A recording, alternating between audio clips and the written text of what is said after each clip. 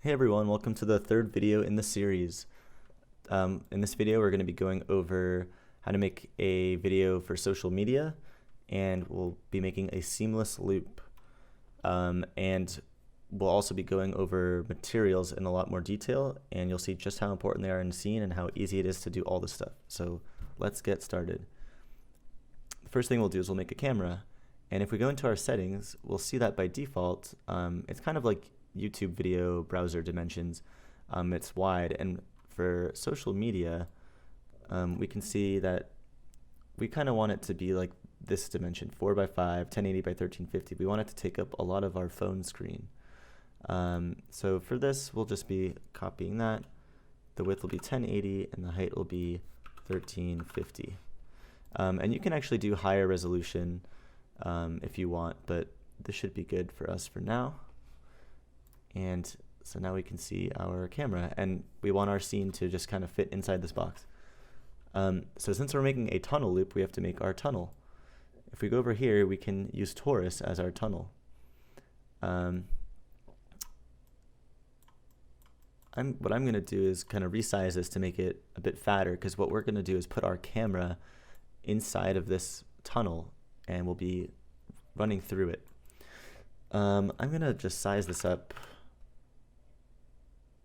to about 1000 by 600 so we can fit in there pretty well, make it kind of a chubby donut.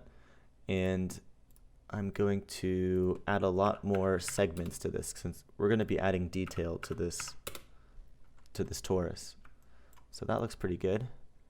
We can put the display back, and now we're going to go into our camera and we're going to zoom inside of this torus. And I'm holding Alt right click instead of middle mouse. So you can middle mouse zoom as well, but Alt right click is easier panning.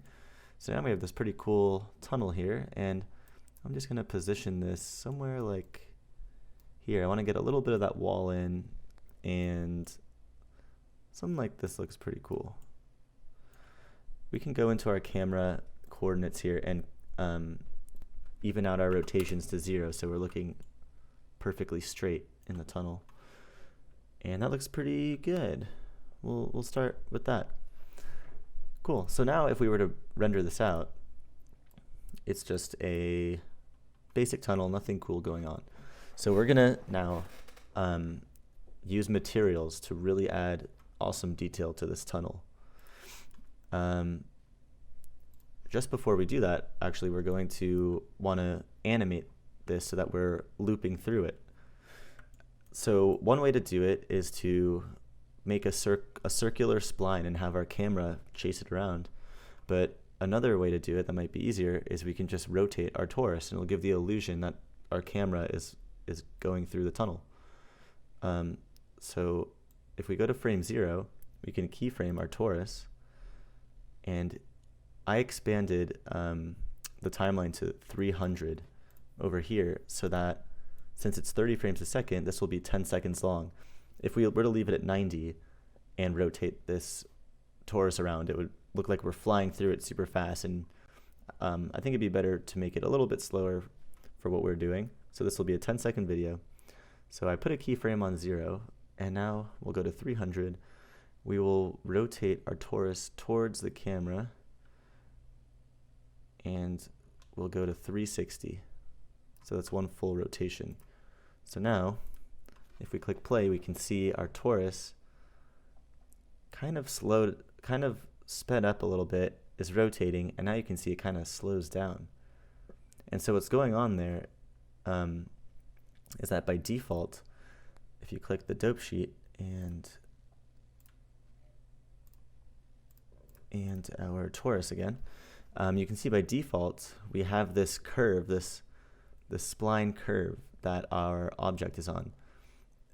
If we go to window and we go to timeline F-curve, we have another way to visualize what's going on.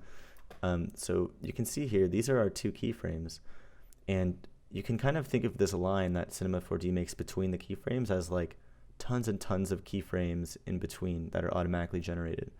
And you can see that they kind of slow up and then speed up and then slow down. So if we were to go back here and click on this linear button, we could also have done it in our F-curve. You can see that now it makes a straight line, so that when we click play, our torus will now spin at the same speed consistently, and that's going to make our seamless loop look seamless. So if we go back into our camera, it doesn't look like the torus is spinning because it's just all the same material, but you can see that line, it's spinning around, and it'll now look like we're going through a tunnel. So the next thing to do is to add material now to our torus. Let's make our material for the tunnel now. So we'll go to plus and we'll make a new default material. And let's go over what all these mean really quick so you can get a better understanding. Okay, so color, as you know, is just going to change the color of the object. So we can actually just apply that so we can see. So yeah, this is kind of the basic setting. You can kind of change the default color. You can also, if you click this button here next to texture, you can add in some different types of texture. So if we click noise, you can see now, if we actually click this box here that was created, we get some different settings for noise. So we can move up the scale a bit. We get some different kind of patterns. If you click here, you get also different patterns. So cell noise will make boxes, for example. And you can even animate the texture, the color, which is pretty cool. Something else you can do is you can click these three dots here, and you can add in a material. So I've downloaded a material here that I'll include in the description below. And now you can see I have this cool texture that I've applied. Diffusion is kind of like the way light interacts with the material. Luminance is how much luminance it has. You use this when you want your object to kind of glow. Transparency will make your object more glass-like. Reflectance will change the way light is reflected off your object. We can add in Beckman and lower that and make it look a little shinier. Environment and fog, you don't have to worry about right now, but you can see when we apply fog, it makes it look like kind of like a cloud. Then we go into bump and normal. So I actually have an image to show what that can do. So here is an object with no bump or normal applied. Over here you can see bump, and it kind of adds in little details. It brings out detail in the material without changing the actual object. A normal map is kind of a more advanced bump map. They both give the impression that the object is raised without actually physically raising the object. But the normal map, it kind of has more angles applied. It's almost a more realistic map, but they both have their uses. We can actually see the difference in what a normal and a bump and a bump and a normal map look like.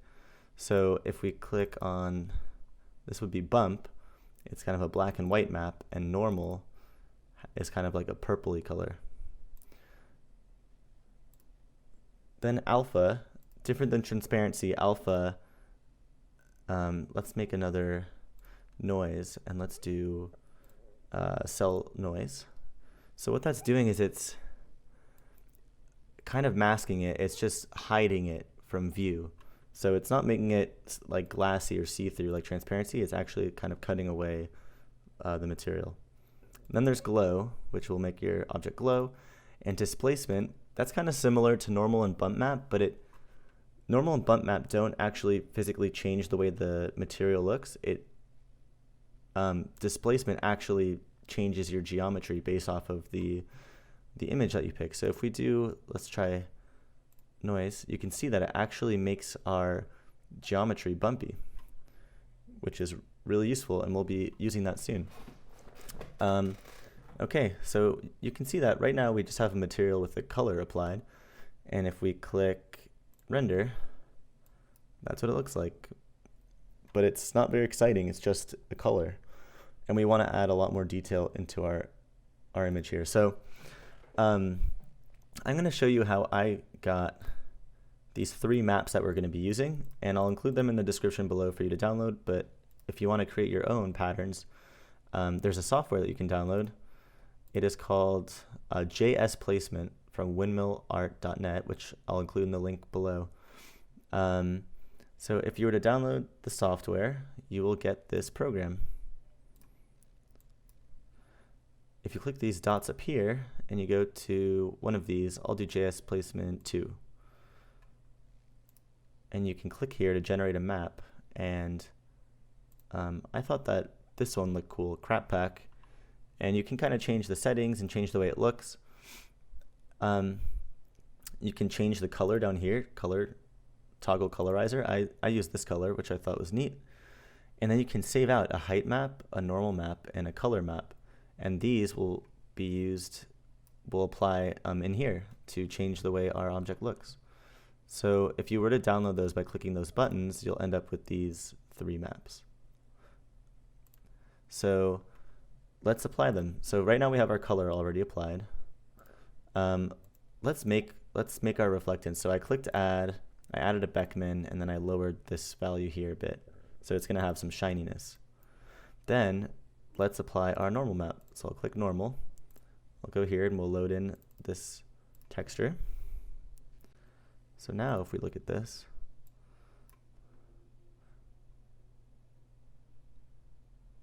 you can see that we're kind of getting some shininess on the edges of these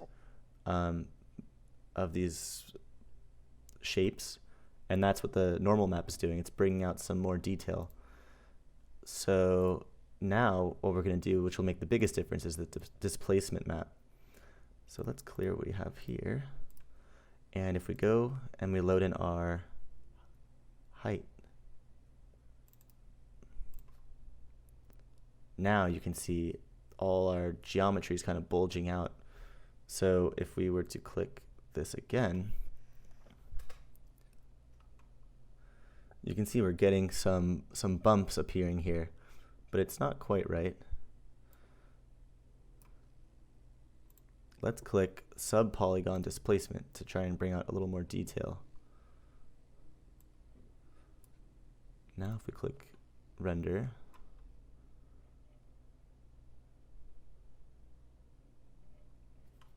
we should be getting a little more detail going on, and that's looking a lot cooler.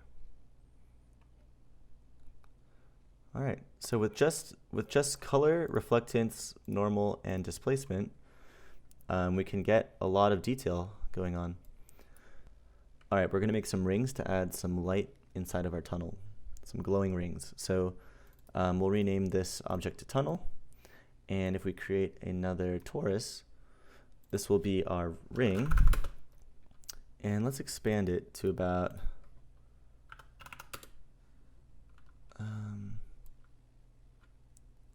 so we're going to rotate it 90 degrees. It'll be about 600 by, let's just do 20, something like that. And let's up the segments to like 60 and 60, make it a little rounder.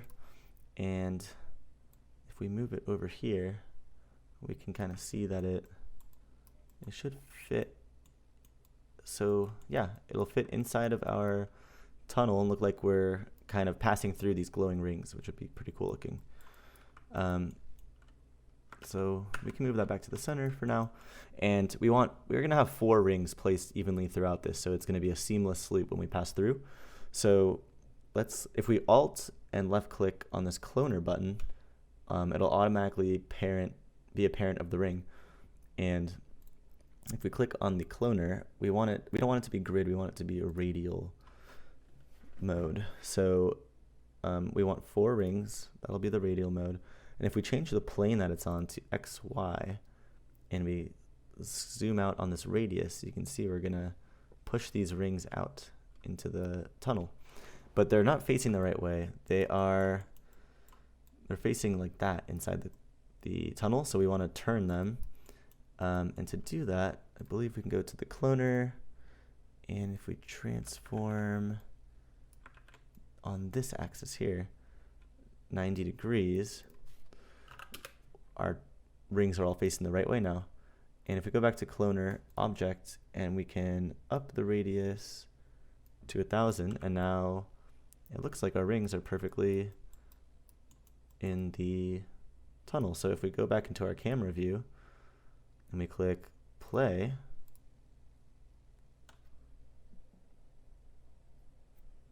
our tunnel is now turning, but our rings are not. We want those to turn as well. So we're going to actually now make the cloner a child of the tunnel. The rings are going to be a child of the tunnel, which is the thing turning. So if we go back in, now everything's going to move accordingly.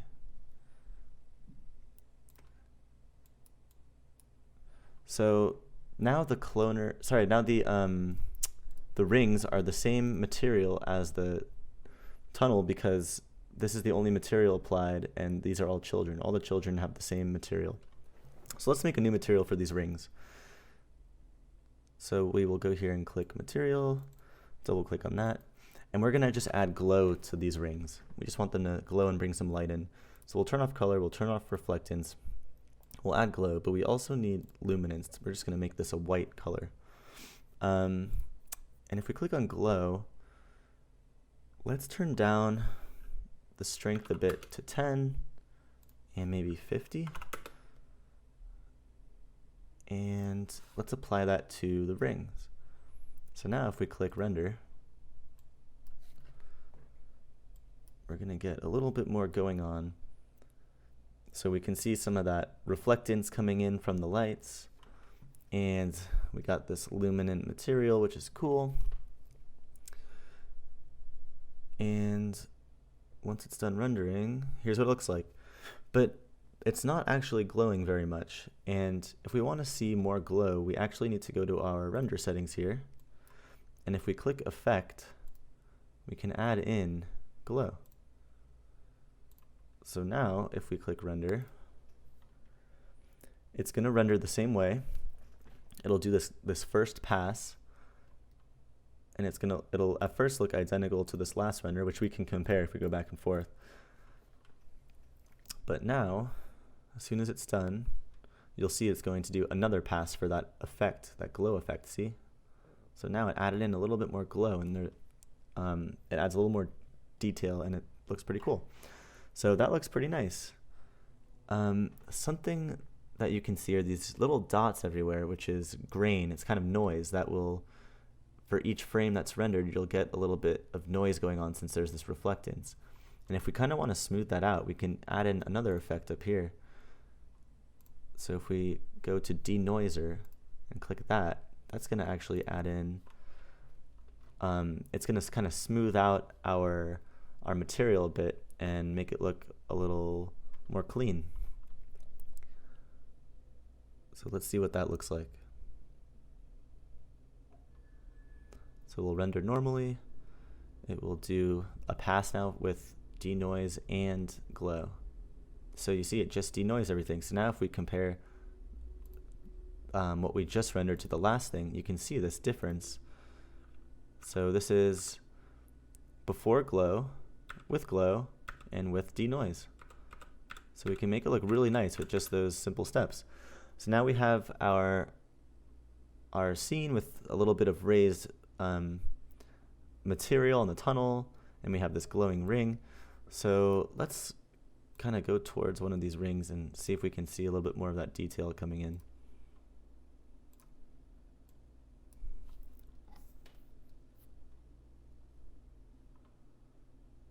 So now we can see around the ring there's that displacement coming in where the material is physically, the object shape is physically changing because of the material, the displacement. So if we go back, we can even up the height of this displacement, and it'll jut out even more if we wanted it to. And you can play with that if you want. with these different maps, all these different values. You can kind of play around with them and see what you like. But this looks really good. So let's render this out. If we go to our render settings and we go to output, we already have our width and height applied.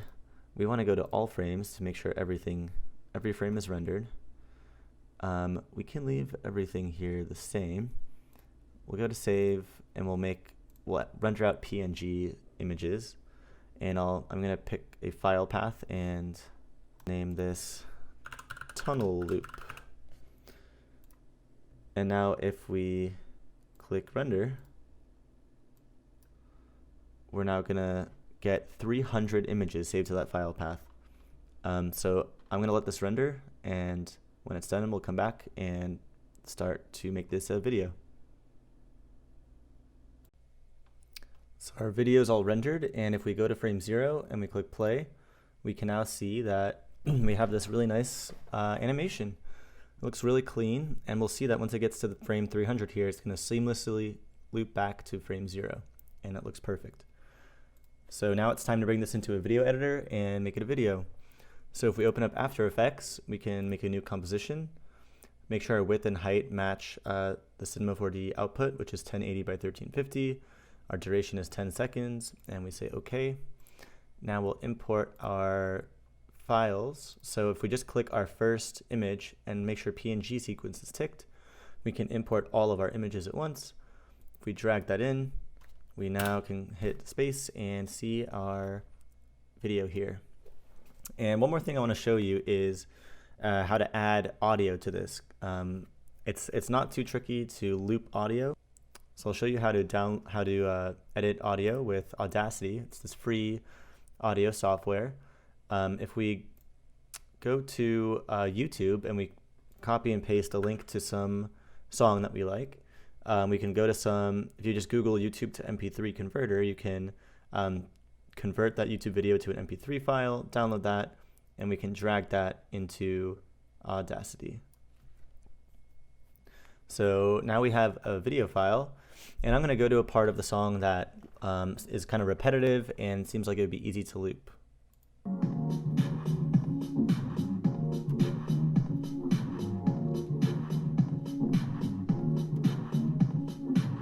All right, so this section sounds like it'd be pretty good. So I'm going to go ahead and cut away all the other parts of the song because we just need a 10-second loop. And I don't want to cut right at 10 seconds because we need to figure out where exactly the song loops. So let's listen again and see if we can kind of narrow down a 10-second area.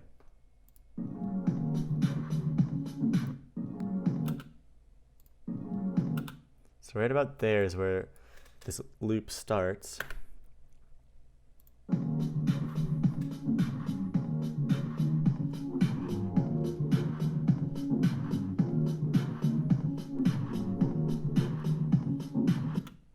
So about here is close to 10 seconds where the song seems like it could loop. So let's listen one more time.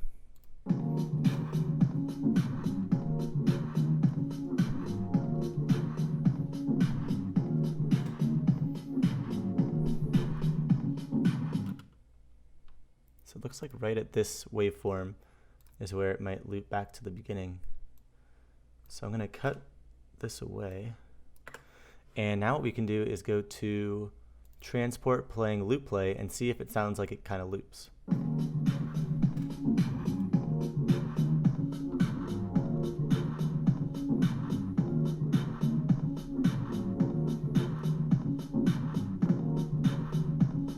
That just about loops. So you heard that little jitter at the end there. We want to get rid of that noise. We want this to seamlessly transition back to the beginning.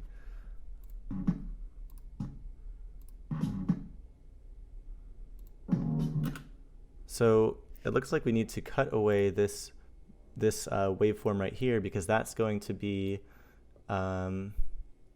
this waveform at the beginning. So let's kind of get rid of that a little bit. And if we go back to the end, let's just get rid of that right there. So now if we loop this, Let's see what that looks like.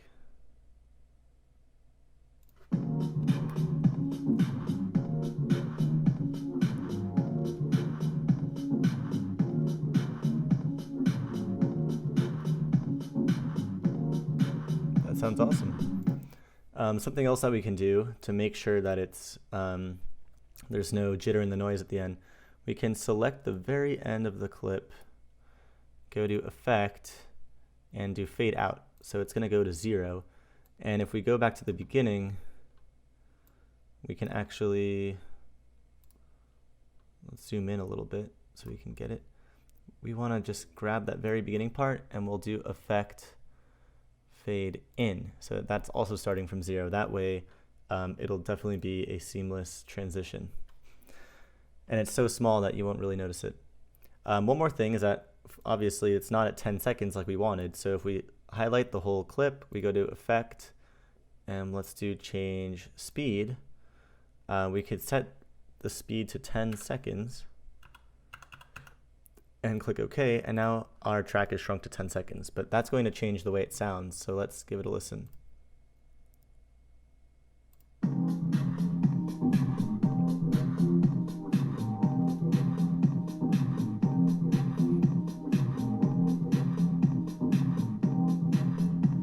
Cool. It's definitely faster and a different sound, but I think it's good. So now we can export this. Go to File, Export as MP3. Okay, that's saved. Now we'll go back to After Effects, and we'll import our audio clip.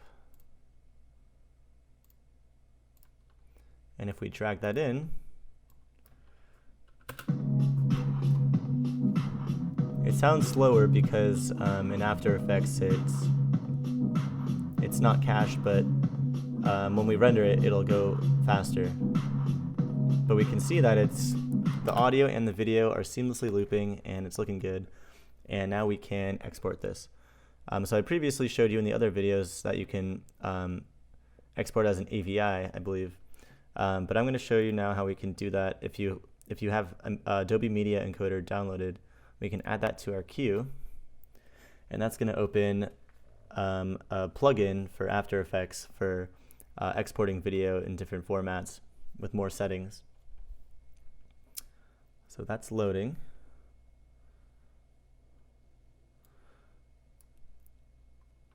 All right.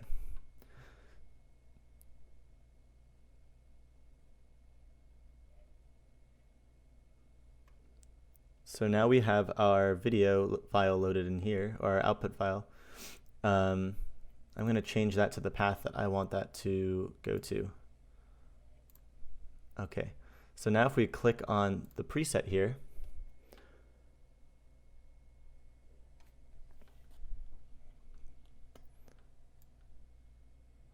now we can see some settings. I usually leave the format as H.264. There's other formats you can do, but this one seems to be kind of standard for video.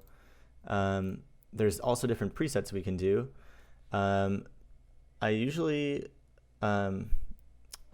often do match source or high quality to try and just match what I had in After Effects, but you can click on Instagram or YouTube to get different settings and dimensions. So whatever preset you select there will affect your video and your audio output.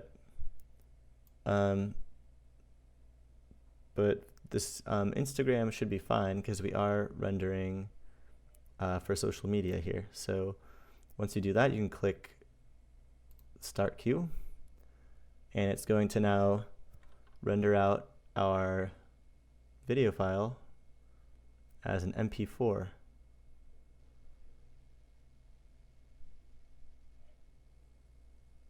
If I click this, I can now see our video file right here. And we have a video with audio.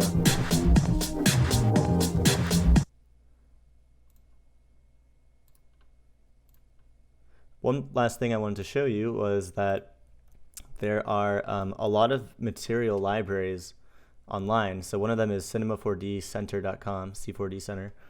And there's a lot of free and really awesome materials that you can browse. So you can apply those tools I taught you with all the maps. Click on a different material and apply those maps in Cinema4D. Also, what's cool about these materials is that if you download it, it'll come with a Cinema4D file that you can just open, and your material's already built in there. You don't have to apply all the textures yourself. So that's it, guys. Thanks for watching. I hope you got a lot out of this, and stay tuned for more videos in the future.